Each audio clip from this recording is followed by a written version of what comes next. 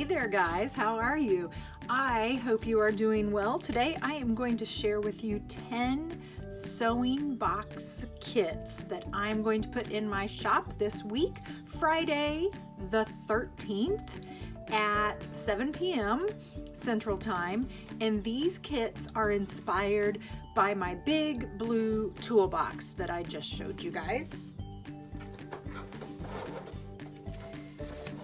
These kits are going to come loaded with, well, first of all, it's going to be a box that is repurposed, and I have decorated, painted, added some wallpaper, some fabric, some stitching too.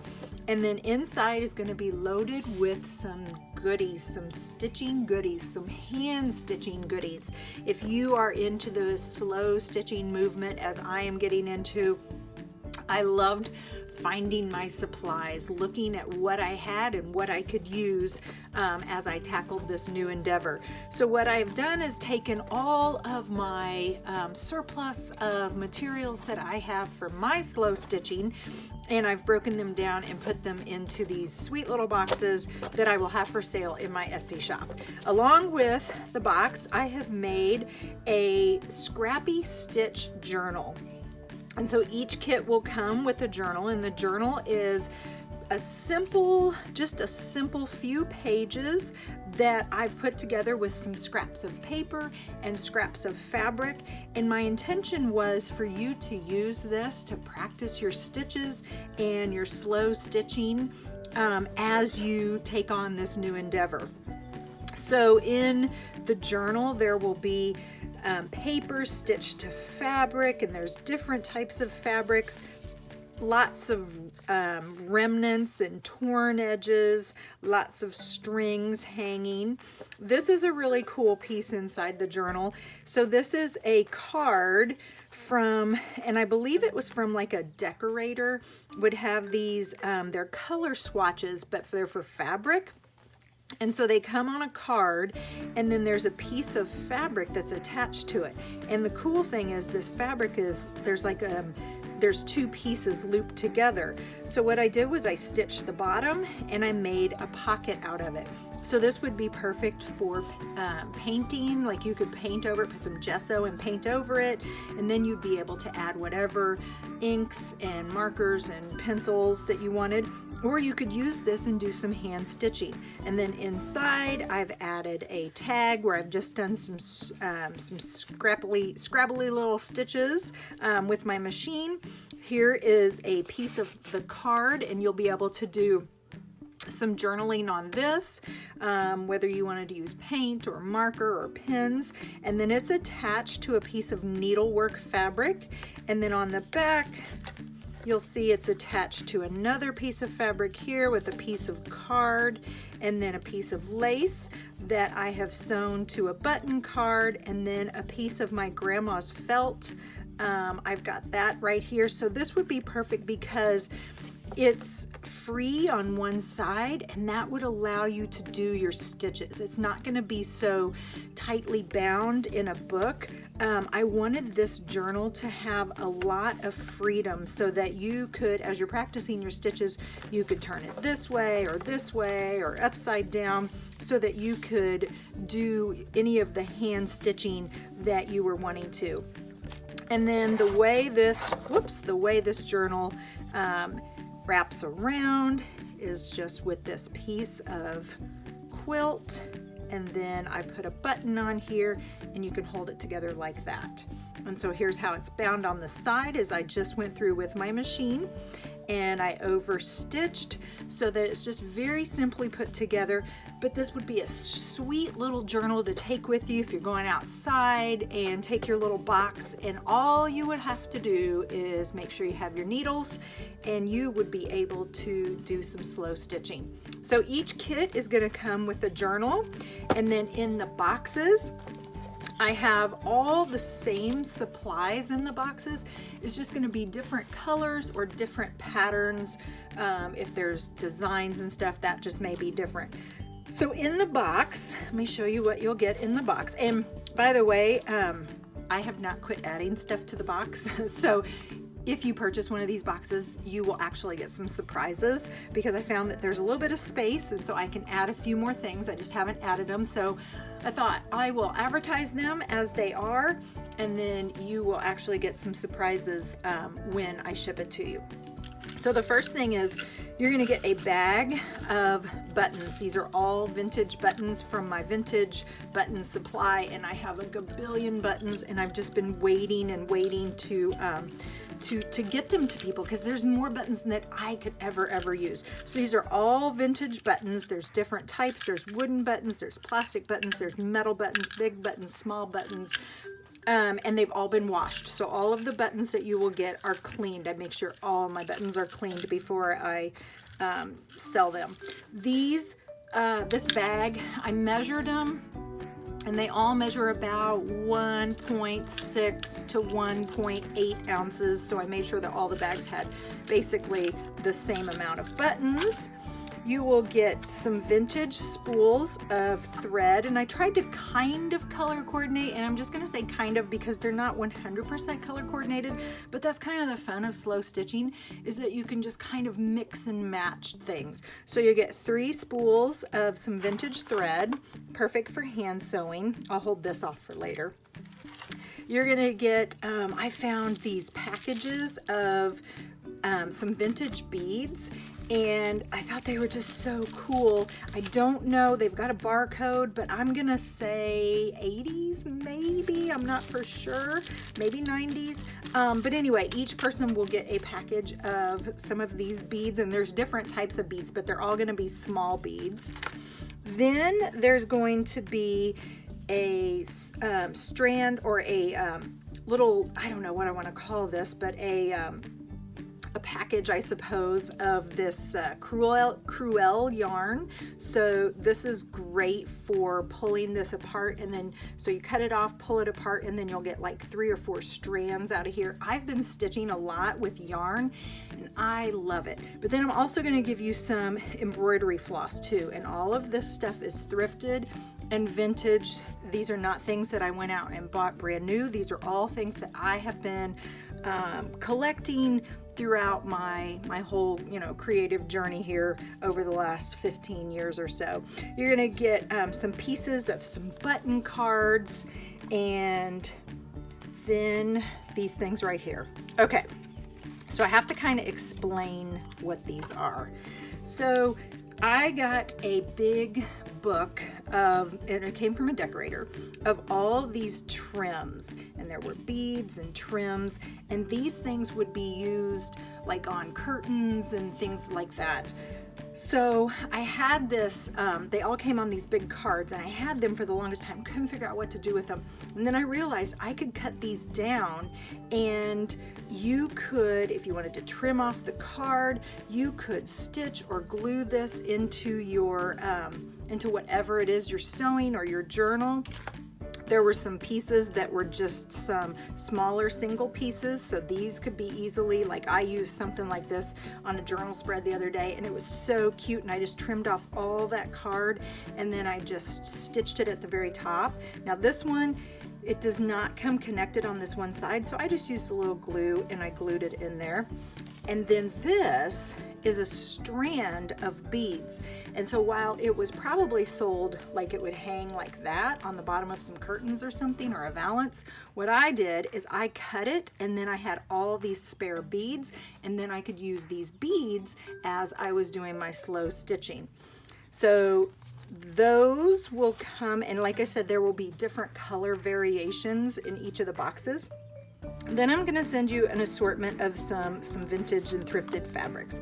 So you get a yo-yo, you're going to get some vintage lace or trim, just some old feed sack cloth or some old vintage cloth, piece of lace, a vintage hanky that has some sort of needlework on it. So it will be cleaned, and it was pressed at one time, but it's probably going to be wrinkly after being in the box, but it will have some sort of needlework. So I tried to pick ones that had something that would coordinate with the box. So some of them may be red. I've got some that are a cream color or a blue color, but it'll be a full hanky.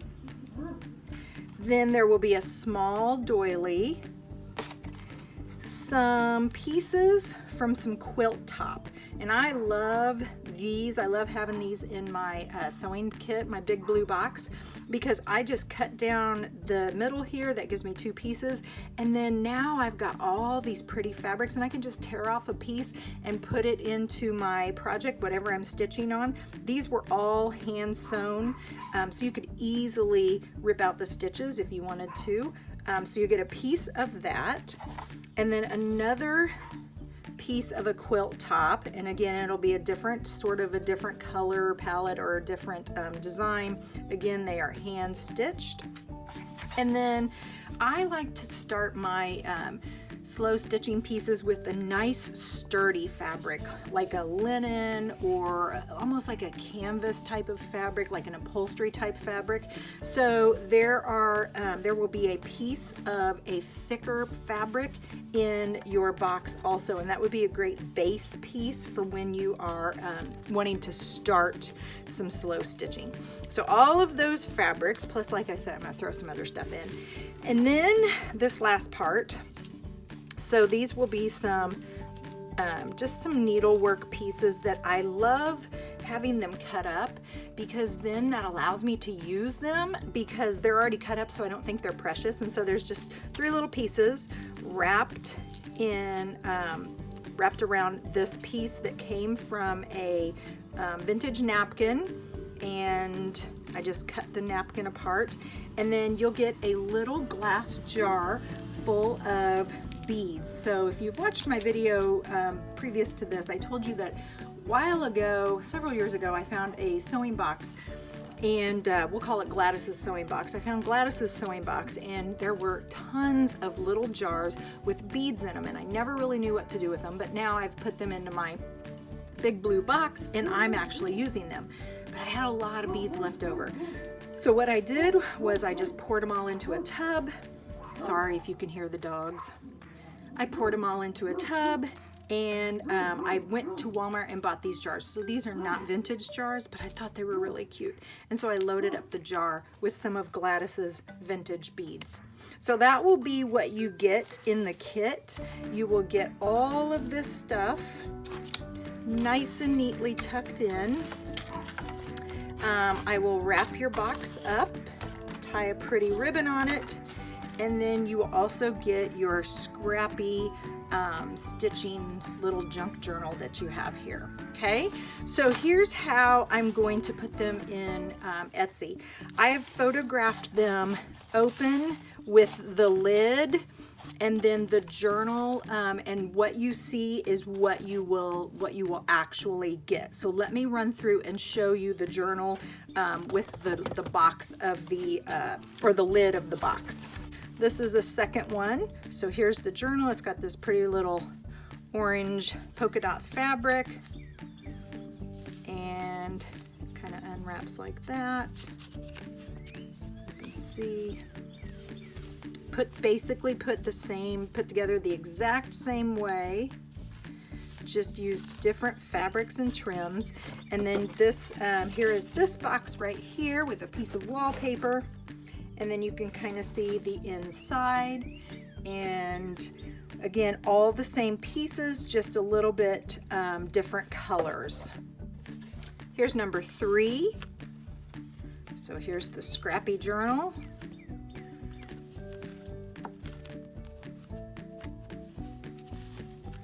And then the box, this was a little bit thicker of a box, but it's got a piece of wallpaper on top. And then here are the goodies inside. Box number 4. And then here's the back.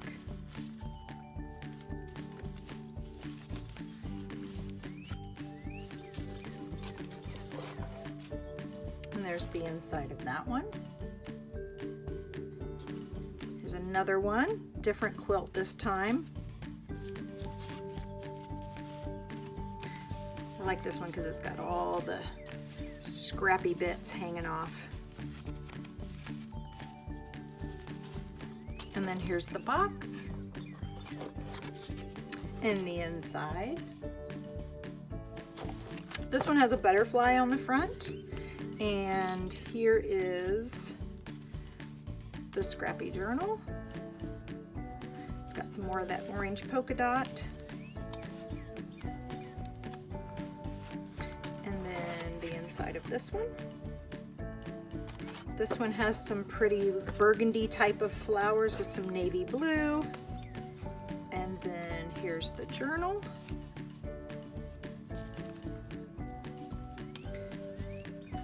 And the buttons on the back. Whoops. Getting ahead of myself here. And then on the inside of this box. So the only thing you will need to add is your needles. And I find that needles are kind of a personal thing. I personally like embroidery needles. There's the sharps and then the dulls. I'm like those because they're a little bit bigger. However, whenever you go to do beading, I found that I really need to get some thin needles. So needles would be the only thing that you would not have in this kit. That was the only thing I didn't put in, was needles, just because needles are just such a personal thing. It's just kind of people's preference. And I'll be honest, I need needles with the big eyes because my eyes don't work very well. So I need to have the needles that have the bigger eyes so that it's easier for me to thread. Ooh, I like the colors on this one. That pink is pretty and that pink button is pretty. And then here's the box for this one.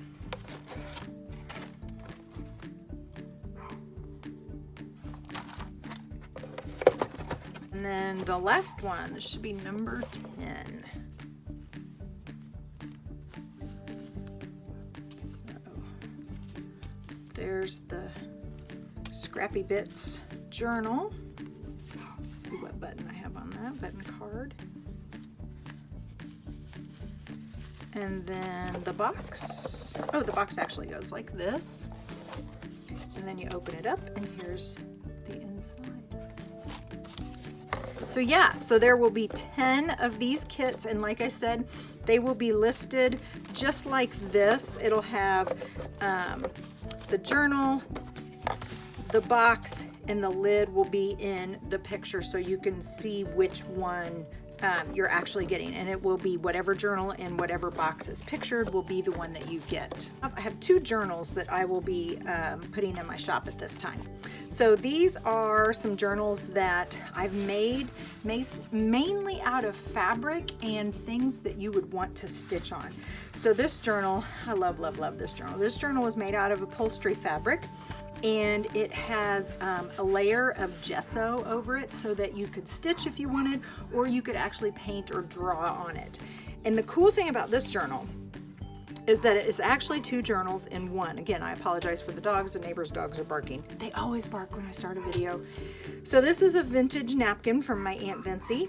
And this is the cover to the little, if you want to call it the little journal on top. And so this is made out of wallpaper and some book pages, a little brown sack, some more book pages, an envelope that you could tuck something in. And this side of the bag is opened up so you can make a little pocket. And then the wallpaper again. Then this is the front of the bigger journal. So if you can imagine, like, this is a small journal and then this is a bigger journal. So I guess this would be like a double bound journal. And so this is cool right here. You've got this like cool little design, but you could also tuck something in on this side and you could tuck something in on this side. And so then it's got this cool little fringe right here. So in this journal, again, you've got that fabric that's been gessoed. I did not put any pockets in this because this is prime real estate for some journaling. So the pages are going to be wallpaper, some graph paper, some scrapbook paper, but I did a lot of just scrappy sewing, like taking scraps of paper and sewing them together to kind of make bigger pages. Some letterhead paper. It's got kind of a parchment paper feel. And the blue that you see on here, any of this stuff is just, these are my under papers. So this would be inks or paints that you know, get on the papers as I am journaling. So it's not dye or anything. I don't dye my papers. I just, whatever happens to fall on the papers, that's what I put on there. This is a piece of some needlework fabric, so you could do some needlework or some stitching on this piece right here. Here's the inside. 2 pieces of wallpaper and a piece of fabric in the center.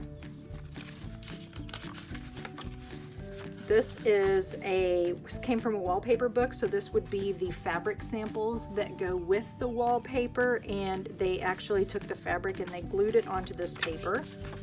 And it's a nice thick, it's not paper, it's actually card. And then on this, so this back flap right here, this is another one of those fabric swatch cards, and then I sewed it to this vintage button package, and then there's the little price tag, and it's JCPenney's. That's so awesome. Actually, it was pennies. It wasn't JCPenney's, it was pennies.